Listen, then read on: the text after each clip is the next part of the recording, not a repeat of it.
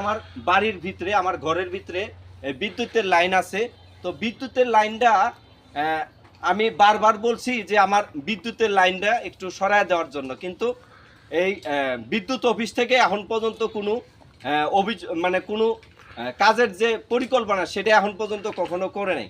এরকম কিন্তু সারা বাংলাদেশে অনেকগুলা বিদ্যুতের যে কাজগুলো আছে এগুলো কিন্তু অনেক বিদ্যুতের কারণে কিন্তু অনেক মানুষ ক্ষতিগ্রস্ত হয়। মানুষ গরু ছাগল এবং মানুষের বাড়ি ঘরে আগুন লাগে।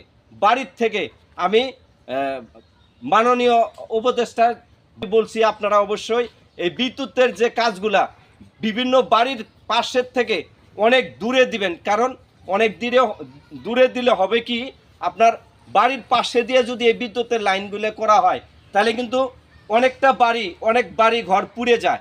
এই জন্য অনেক মানুষ সারা বাংলাদেশে অনেকগুলো মানুষ মারা যায় এই বিদ্যুতের কারণে। কিন্তু কোনো সরকারে কোনো একটা মন্ত্রী, কোনো একটা মিনিস্ট্রেট কেউ এই কাজগুলো উদ্যোগ নেয় না। কিন্তু এই উদ্যোগ নেওয়ার না কারণে আমাদের সারা বাংলাদেশের অনেক মানুষ মৃত্যুবরণ করে একমাত্র এই বিদ্যুতের কারণে।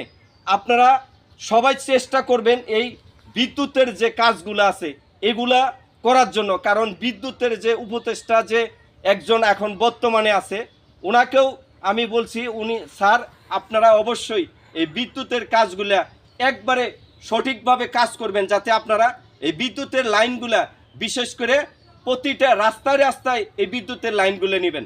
কারণ আপনার এই গাছের ভিতরে বিদ্যুতের কারণে একটা গাছ হইতে পারে না। একটা গাছে হলো জীবাণু, সেই একটা মানুষকে কিন্তু এই গাছগুলো জীবাণু দেয়। কিন্তু আপনারা কোনো উদ্যোগ নেন না। এই বিদ্যুতের লাইনগুলো বিশেষ করে যদি সারা বাংলাদেশে যদি মাটির তল দিয়ে যদি দেওয়া যায় তাহলে কিন্তু আপনার এই বিদ্যুৎ লাইনগুলো অনেক ভালো হবে। কিন্তু এই কাজগুলো করতেছে না, কোনো সরকারই করে না।